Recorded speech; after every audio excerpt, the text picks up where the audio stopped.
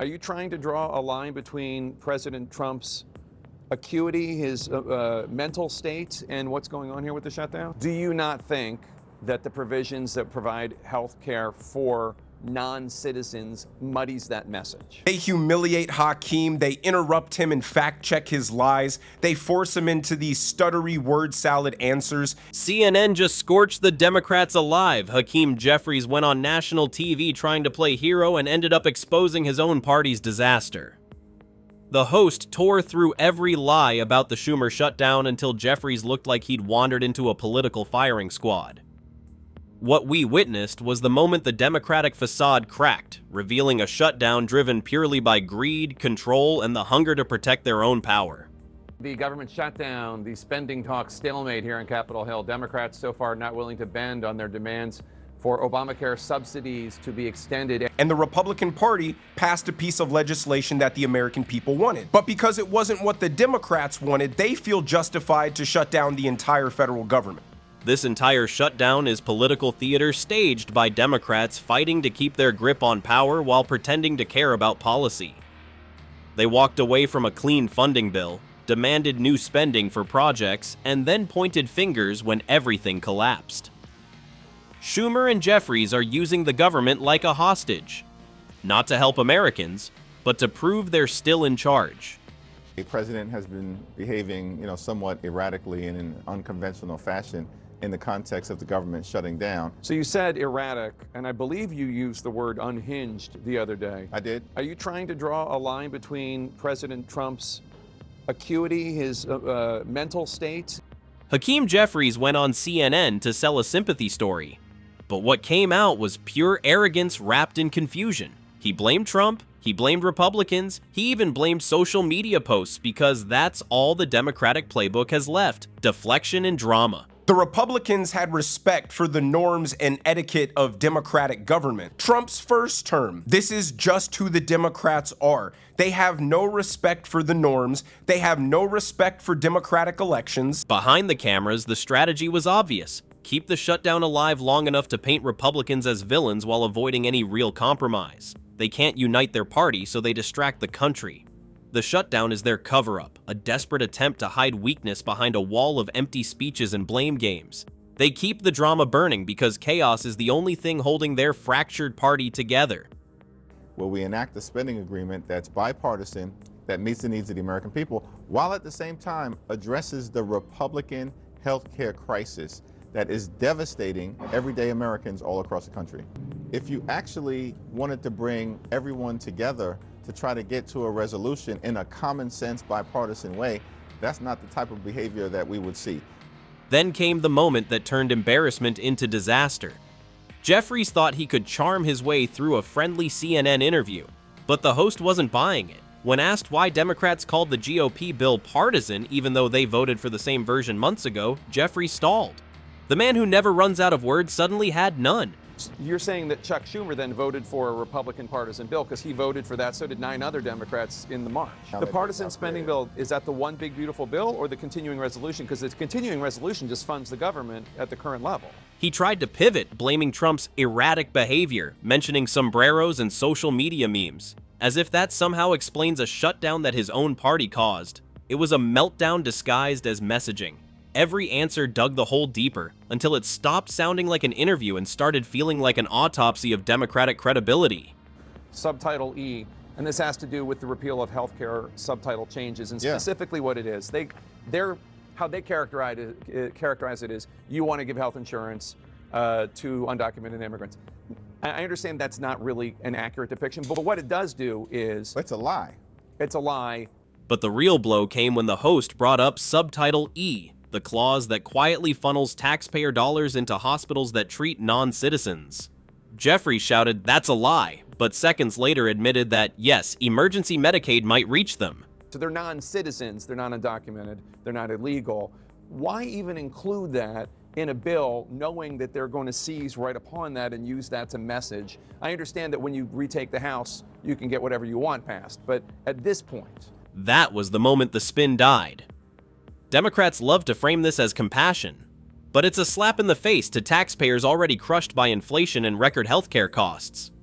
You don't rob citizens to virtue signal for votes you can't legally count. It's a calculated stunt, buying moral credit with other people's money. And now the whole healthcare for all slogan finally looks like what it really is. Healthcare for chaos.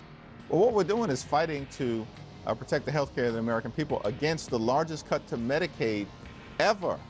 14 million American citizens are going to lose their health care as a result of what Republicans did. You're talking about the with that one subsidies big, again, ugly but bill. I'm talking about the non-citizen. That single exchange exposed everything.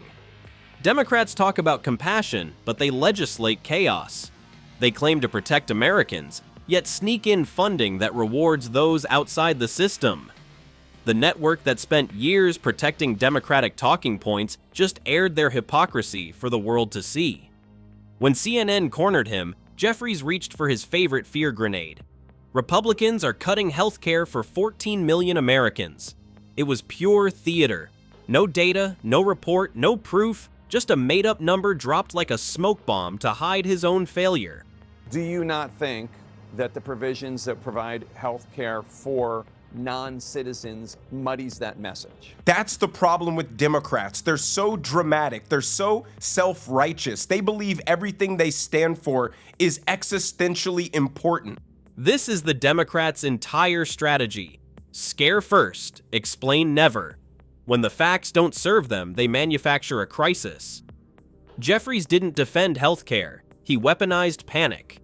He looked into the camera and sold fear like a campaign ad, hoping no one would notice the math was fake. The truth is brutal. Democrats built the very system that priced millions out of coverage. Bloated subsidies, reckless spending, runaway inflation, that's their legacy. The 14 million line wasn't a mistake, it was a con. A scare tactic dressed as compassion. They're not saving Americans, they're manipulating them, turning every lie into leverage for control. He announced that the White House was freezing roughly $18 billion in New York City infrastructure, quote, due to unconstitutional DEI principles. He added that's going to impact the Hudson Tunnel project and the 2nd Avenue subway. Just when Jeffries thought the humiliation was over, CNN hit him again. This time about the White House freezing $18 billion in New York infrastructure funding over unconstitutional DEI mandates. Jeffries called it an attack on working-class Americans. Wrong. It was a wake-up call. That money wasn't building bridges, it was building bureaucracy. Billions burned on diversity audits and ideological quotas while real workers, the welders, electricians, and transit crews watched their projects stall. I doubt it's a coincidence that you and Leader Schumer are both from New York, probably even occasionally ride that subway or use that tunnel. What's your response? Well, it's an attack on working class Americans. It's an attack on good paying union jobs. Democrats love to frame every fiscal correction as cruelty, but this wasn't cruelty. It was accountability. For years, they used DEI as a cash pipeline for consultants and political donors, masking corruption under the language of equity. The freeze wasn't an attack, it was a reckoning. Jeffries tried to spin it as Trump's vendetta, but that's the tell. When Democrats lose control of the purse, they scream oppression. The truth? Washington finally pulled the plug on their slush fund, and the outrage was the sound of the gravy train screeching to a halt. The problems they want addressed with healthcare can't be negotiated and hashed out in the period of a week or two, and yet they're shutting down the government until their demands are met. That's because they have no interest in good faith debate or bipartisanship. What's happening on Capitol Hill isn't governance, it's a political knife fight inside the Democratic Party. Schumer and Jeffries aren't battling Republicans. They're battling the progressives circling like vultures inside their own camp. Alexandria Ocasio-Cortez, Bernie Sanders, and the far-left bloc have spent months threatening to oust leadership if they don't bow to their demands. That's the real reason this shutdown exists. Fear. The so-called moderates are trapped. Schumer knows one wrong move could hand his seat to a radical, and Jeffries knows losing the woke wing means losing his career, so they've turned the federal budget into a loyalty test. Every taxpayer dollar, every talking point, every delay, all of it meant to prove their obedience to the mob that actually runs their party. What we've seen from the Trump administration is that they've adopted a my way or the highway approach. Now, if you adopt the my way or highway approach, and then you drop on us a partisan spending bill that continues to gut the health care of the American people. The shutdown is the Democrats' civil war spilling into public view. They're not fighting to fund America, they're fighting to keep their own thrones while pretending it's about compassion and fairness. The mask has slipped, and all that's left is the hunger for power. For decades, Democrats survived on one lifeline, a compliant press. But not this time. When CNN turned on Jeffries, you could see the shock hit him like a cold slap. He wasn't prepared for real questions. He was programmed for applause. The man walked in expecting a safety net and found a firing squad instead. That the Republicans are talking about quite a bit. I know you want to talk about, and Democrats want to talk about, extending the Obamacare subsidies. And also, there is this provision, and it's not about undocumented immigrants, it's about people with asylum seekers and people with temporary protected status, et cetera, et cetera. This was the moment the illusion broke. The Democrats built their brand on media protection. They confused coverage with credibility. Now even their own allies are done cleaning up the mess. The press can't carry their lies anymore, and without that shield, the party looks exactly as it is: chaotic, self-serving, and out of gas. The contrast couldn't be clearer. While Democrats melt down on camera and cannibalize each other in Congress, Republicans are the only adults left in the room. They're fighting for fiscal sanity, reopening negotiations, and protecting working-class Americans from the wreckage the left created. They're looking for Republicans to arbitrarily sign on to a plan to re-implement their radical woke agenda. This shutdown exposed more than political dysfunction. It revealed who still believes in fixing the country and who's addicted to breaking it for votes. Democrats run on outrage. Republicans run on outcomes. One side builds, the other blames. Republicans actually have respect for the norms and aren't trying to erode all of our procedures like the Democrats would. Jeffries and Schumer spent their airtime defending power. The GOP spent theirs defending taxpayers. And that's why when the dust settles, the public will remember who kept their word. The Democrats can cling to chaos. The Republicans are busy rebuilding order.